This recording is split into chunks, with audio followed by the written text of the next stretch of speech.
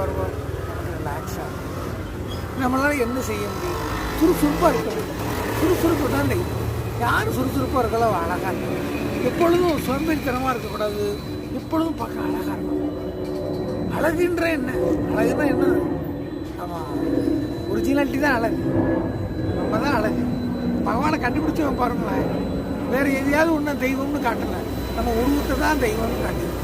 இந்த உருவம் அவ்வளோ அற்புதமானது. மனிதனுடைய சரீரத்துக்கு நிகராக எதுவுமே கிடையாது.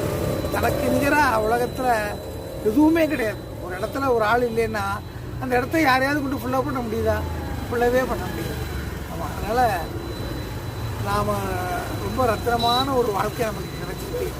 நல்லபடியாக வாழணும், நிறைய கற்றுக்கணும், நல்லவங்களோட சேரணும், நல்லதை பார்க்கணும்.